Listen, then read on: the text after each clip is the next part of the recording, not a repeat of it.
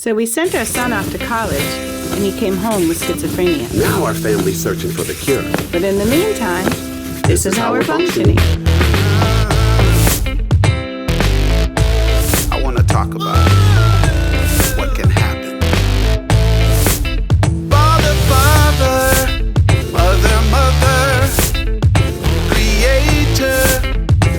Welcome back to We Are Functioning, everyone. My name is One Gun, and next to me is my lovely wife, Lovey. Wendy Cannon Gun, and welcome back today. As you should know, Functioning is brought to you by One Gun Entertainment and GTS, the end user experts. Now, in this episode, we get to talk about a little trip that Wendy took to the east side of the country, and it was based on the Brain and Behavior Foundation Symposium in New York City. So how was it? Did you have a good time? It was amazing. I cannot wait to tell you guys all about it. Yeah, so we've talked previously about Brain and Behavior, right? We call it the BBR Foundation. But the Brain and Behavior Research Foundation is a global nonprofit organization. Now, they're focused on improving the understanding, prevention, and treatment of psychiatric illnesses. This was an organization started by, started in 1987. And some of the prominent figures that were behind it were a mother and father who had a child? Living with schizophrenia. With schizophrenia diagnosed and everything. And they were Stephen and Constance Lieber. They were a big part of the Brain and Behavior Foundation. They were philanthropists, and they supported the Brain and Behavior Research Foundation right around 1989. He was a chairman, and she was the president from 1989 to 2007. And they helped it really grow from just a small philanthropic group into the world's largest private funder of mental health research grants. Wow. Can you believe that? Yeah. Really Beginning impressive. in 1987. Very impressive, Yeah, man. Where were you in 87? Well, my son was 2 years old in 87. Wow. Let me say that. Wow. Mm-hmm. So what do? They provide funding to neuroscientists, and what they do is invest in the out of the box, non-traditional ways of finding cures or helping to prevent or treat illnesses like that. So they're still leading in the private philanthropy sector in this space in the world. Can you believe that? Yeah, really impressive. Really. Mm-hmm. Now, remember back when We Are Functioning first started, and I talked about my wife going up in, if there was a cure, and if it was high up in the Amazon. I don't know why we always use the Amazon, but it was high up in the tree in the Amazon, and she had to. Someone said, you've got to climb that tree to get that treatment at the top, and you get up there and you climb up, and at the top is a berry that just has it's just a cure for everything, right? Right. She may or may not be barefoot, but she would be the one climbing that tree, and I tell you, there'd be nothing that could stop her. That's true. Nothing. Yeah. So, luckily for me, I didn't have to go to get the new version of Gojo Berry this time. All I had to do was go to New York, which was really, really... New York City. Yeah. I got to tell you guys, it was really life-changing in a lot of ways. And that's why I couldn't wait to bring that experience back to everyone and here in our audience. Because for me... really knowing that there's rooms where what I saw taking place is happening is so inspiring that I wanted everyone to really be able to experience that, from our lens. So, and in many ways, We Are Functioning as a whole was kind of born or in its infancy early in New York City. And some of my work that I was doing there, I was doing a work just as a technical trainer at that time. And it was so interesting because I was walking down the street in New York City, and out of the blue, somebody came to me and said, "Hey, would you mind, do you have a dream that you want to put on the Martin Luther King wall?" And I was like, "Sure, yeah, I have a dream." And so they had these Post-it notes, and they said, "Here, take these Post-it notes and write your dream down and put it on the wall." You're talking about in D.C. And no, this was in New York City. New York City, okay. And so I said, okay, and I wrote down my dream. I want to find a cure for schizophrenia, and I put it on the wall. And I remember at that time it was so new that as I walked away, I thought, did I spell schizophrenia right? Because I was still new at it, right? That's one word I've always wanted to just spell without looking up. It's hard. Finally, Right, yeah. And so, it was really, and so I didn't even know what the scenario was about, but turns out that they were promoting the MLK statue. Were you going to tell me about the MLK statue? They were promoting it for DC, but they were collecting and doing some kind of... before it was built. Exactly, before it was built. Okay. Yep. That's why I said DC, because I'm like, wait a minute, it's in Washington, DC. And it's the first. Did you know that, first we'll talk about what it is. It's the first of its kind to honor a non-president and also the first to honor a man of color. And when you dig into the memorial, you gather a little more information. Basically what it is the centerpiece of the memorial is a 30-foot statue of Dr. King, featuring his likeness carved into what they call the Stone of Hope. And it emerges from powerfully two large boulders known as the Mountain of Despair. Yeah, so we'll show a picture of that for those. If you have not for those seen watching, you'll see for pictures. those listening, guys, you got to, if you haven't been to DC to see this memorial, you must go. Minimally, Google it. You're going to see it. It's amazing. That's right. And if you can't see it, we're not going to describe it. We're going to make you go there and check it out. Yes. You have to go see it. And they've also got it's some scripture on there, some text from his "I Have a Dream" speech, and one of them stated that or reflects the words that say, "Out of the mountain of despair, a stone of hope." Okay, come on. You're going to do that. That's right. So, and anybody that knows me knows that Martin Luther King is one of my archetypes, right? And really, so for us, for my dream to be built in New York City with that just tap of almost the creator coming and saying, hey, remember, this is what you're supposed to be doing. You're supposed to be pursuing your dreams. And, kind of that hopeless level dream, right? That I initially felt in with finding a cure to schizophrenia. And a lot of people ask us, so what's your role here? Are you going to find a cure? What are you, a doctor, a scientist? I go, no, we're just really passionate parents that we are trying to carve. What's the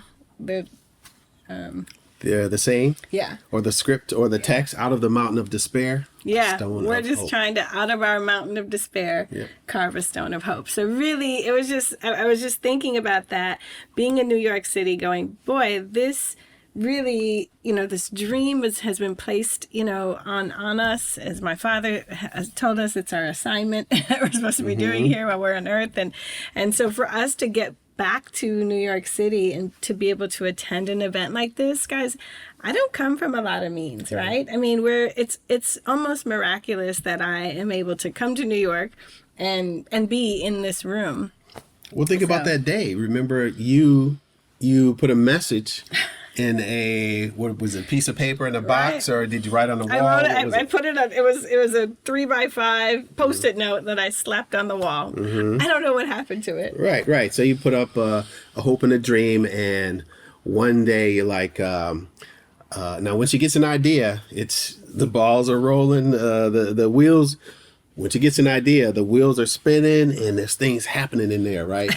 There's things happening. You can almost hear the brain clicking, and said, I'm going to do a podcast. Okay, what you going to do a podcast about? Well, something to do with helping with this schizophrenia, because it's so, I can see it either diagnosed or undiagnosed in the family, right? Right. So it's like, well, how about finding a cure? And I'm like, well, in all this time, they haven't found a cure, but if you feel, let's put that out there, right? Because, you got to put it out there to make it happen. So be honest, you were kind of like, is this her schizophrenia acted out? Hey, when I started first I said, and then I'm like, wait a minute, isn't finding a cure pretty hard to do? I mean, don't you need scientists and things like that? So what happens?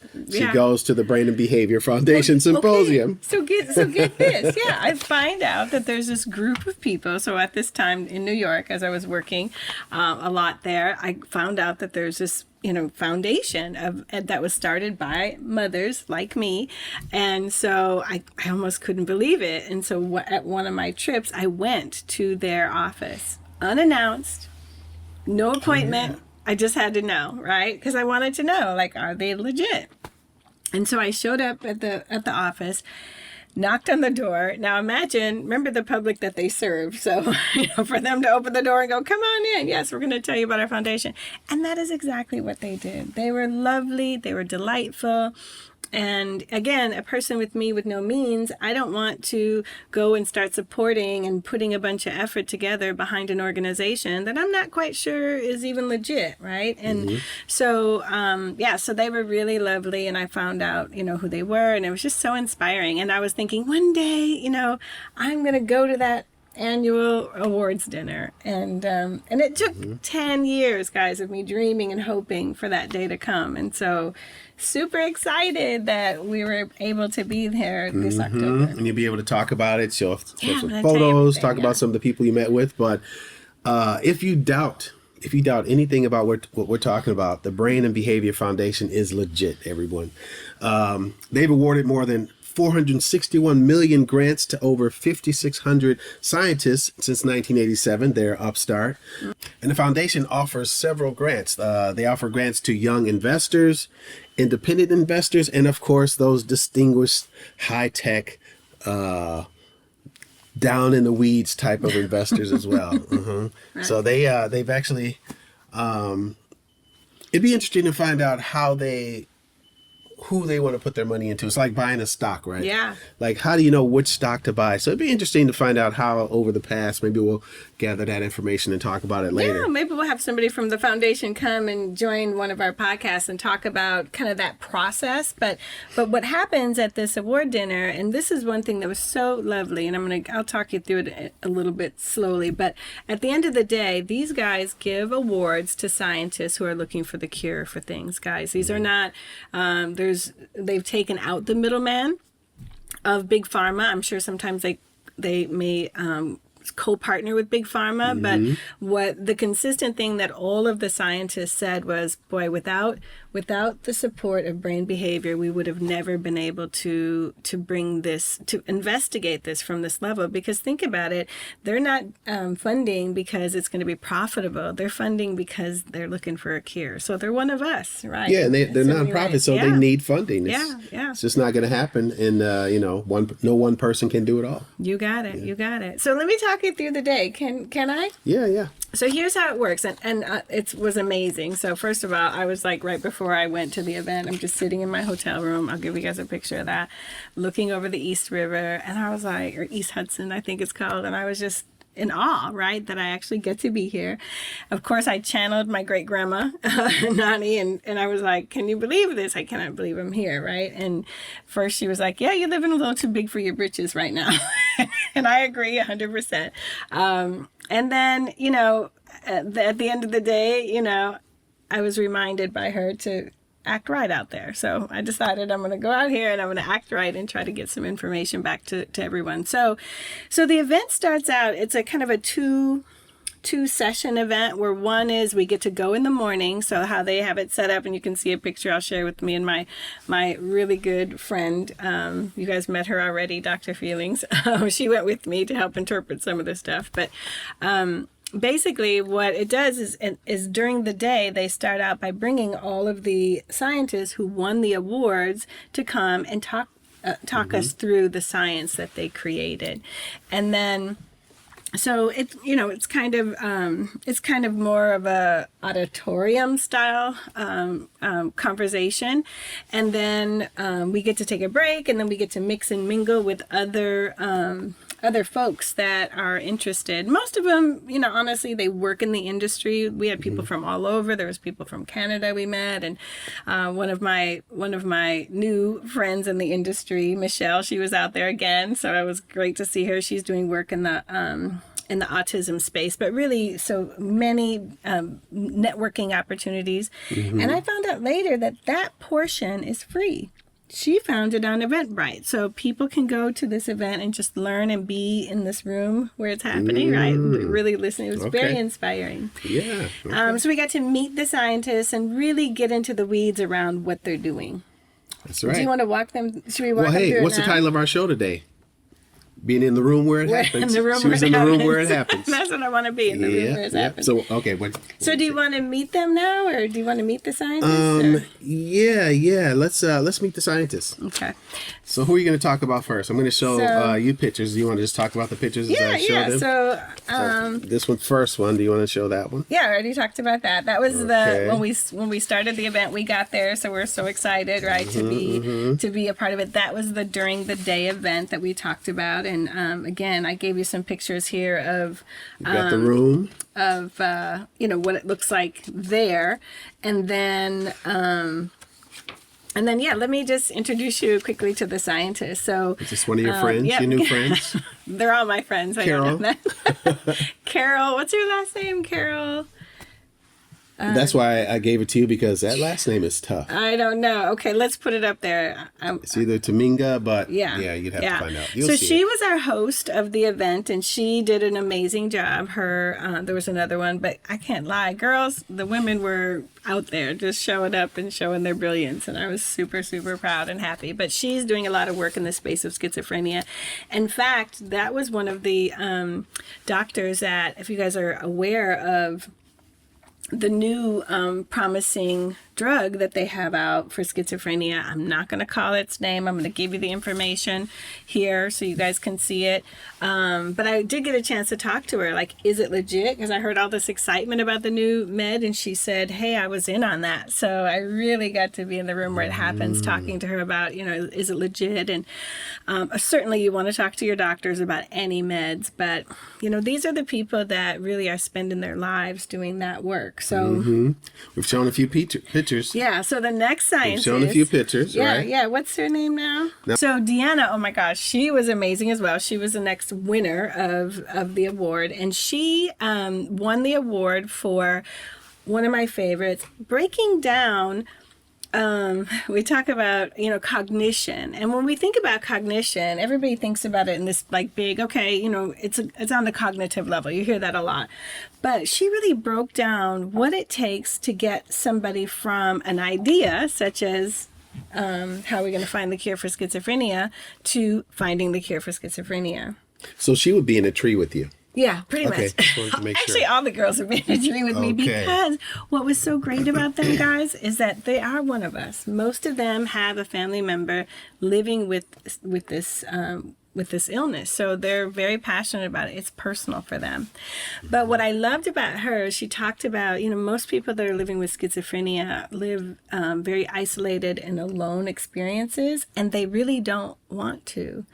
And I agreed with her. Like, I feel like our son, lives very isolated, but he doesn't want to. And so she's trying to figure out cognitively kind of what happens from a person that goes, hey, I want to be a part of the community, to actually being a part of the community. So she's doing a lot of great work to really understand all the steps that go into from desire to outcome. And it's really interesting, and it's specifically around schizophrenia. So yeah, we'll be following her close to see what she comes up with.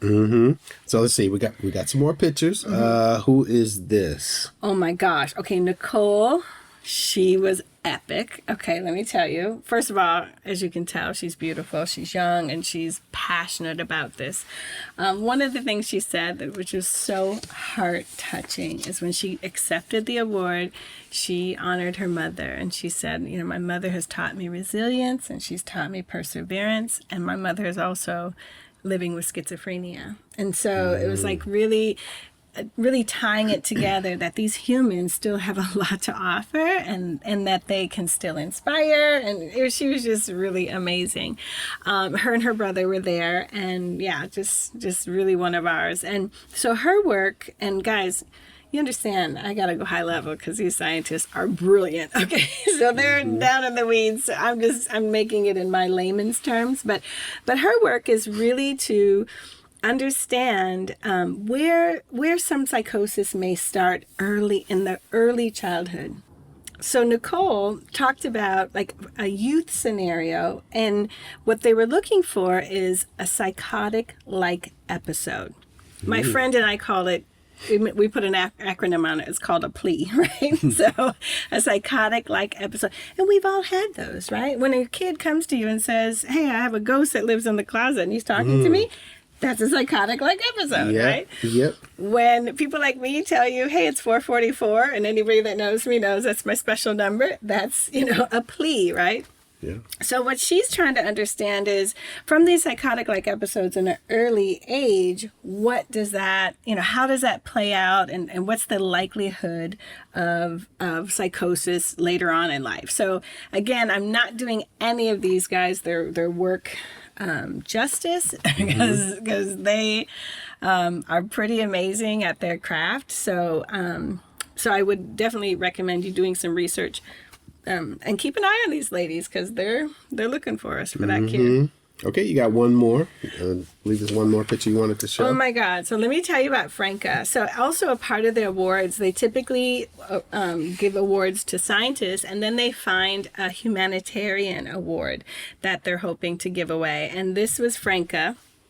And she's not related to schizophrenia, but she is in terms of ADHD. And she is actually doing a lot of work in Cameroon, helping change the stigma in Cameroon regarding mental health. And as you can imagine, right, in African culture, they're still pretty hung up on some very atypical thinking around what it means, in terms of demons and devils and lots of other, so really the work that she's doing, what she's doing is creating art and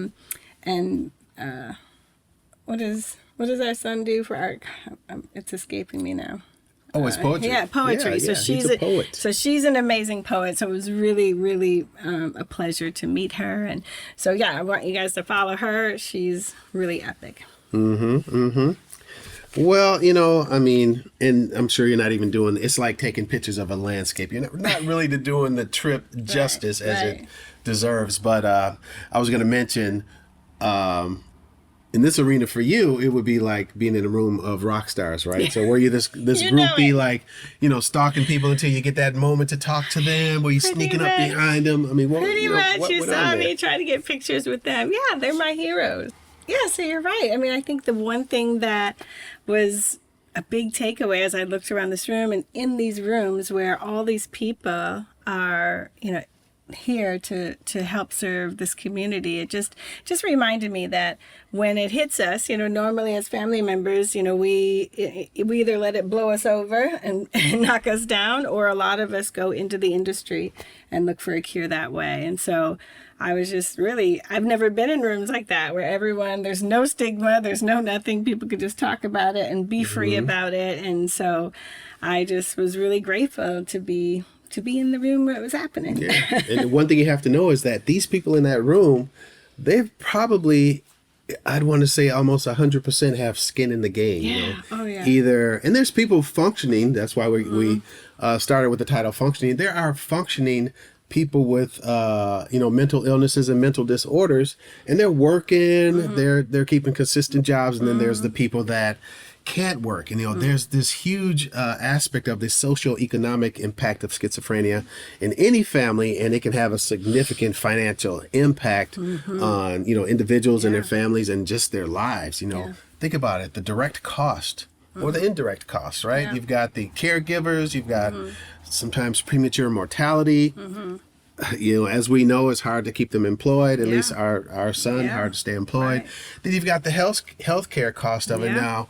We were fortunate, but there's people that don't have the financial support, and they're just struggling for it every single day. They're literally inpatient care, outpatient care, the productivity losses. I mean, and part of it, we have to go back. Part of it is the medication, which if you are prescribed this medication, it makes you lethargic, and it almost looks like the person is lazy and just not interested in doing anything. And this is really, we're talking about from a personal level, right? Yeah. And then, of course, there's the criminal justice system and homelessness, where we know a lot of people, they don't have the support we try to give our son. They don't have the the gratitude of thanks for this person that I've brought into the world. It's like, this person is acting crazy. They got to get out. And that's a lot of times how people will end up homeless. Or there's people that, because this, this mental disorder of schizophrenia is messing with them so much, they'd rather be out than in some place around people or family. And, you don't want somebody, as we've experienced, looking at you, right? This is your son looking at you. I'm looking at you, Mom, but it doesn't look like you. Yeah. Imagine that, what that looks like to somebody that you're looking at your mom, and this isn't dementia, right? No. We're talking schizophrenia. Right. You're looking at your family member, and it's like, you don't recognize or that. you see them making a face at you, you know. So I'm getting a little off on the whole thing, but I'm just routing this back to these people that, started the Brain and Behavior Foundation, these people that have heavily invested in it, these scientists that are finding and searching for the cure, or at least some type of, if it's not a cure, it's a Band-Aid. So some type of Band-Aid that can just make them function, normally in society. And these are part of the intangible costs, like I said, if you're not on insurance, man, some of these costs can skyrocket. They can get crazy. And I'm glad you said that, because as you were doing that, I was thinking about the further miracle of those scientists, and because when you're growing up with a parent, for example, who has schizophrenia, at minimum, you have a really unique life, right? And so, having it impact your ability to potentially go on to college and things like that could really be impactful. So based on everything you said. So these people are, definitely transcended the scenario. I felt like I was, transcended my circumstances to even be in that room. And, just really grateful. And so that's why I wanted to bring that back to our audience here today, guys, that there are rooms full of people with skin in the game, just like me and you. And I don't judge anybody, because I don't know people's circumstances. I know that people are living under bridges today that have mothers and fathers who love them and that are searching for cures and searching for healing for them. And they're searching for their family members. And they're searching for their family sometimes, members. like I said, they don't want to be found. Right. This thing gets really complicated very quickly. So, so I just wanted to share that hope with you. And for some of you who are looking for an amazing organization to support, Brain Behavior is definitely one that we would highly recommend. They do not take any profits, you guys. No profits. Every dime that you give them goes into research for the cure. So that is pretty impressive when you think about these nonprofits these days, right? Most nonprofits, they're working on 10 to 20% overhead sometimes. Yeah, they don't have any of that. So 100% of everything that you give them will go towards finding a cure. So did we not say we're looking for a cure? We're looking for a cure now.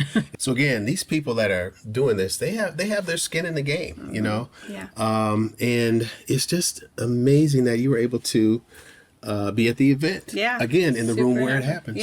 In the room where it happens. Awesome. All right. Well, so feeling really grateful and to be able to bring this to you today. And if you have friends or family that are looking for the cure, you'd like to come on and talk with us, please feel free to like, subscribe, and share. And certainly reach out to us. We'd love to hear your story, and we'd love for you to be in our space and in our community with us. That's right. Okay. We are functioning.com. And as we always say, everyone thinks they have someone crazy in the family. But in the meantime, this is how we're functioning.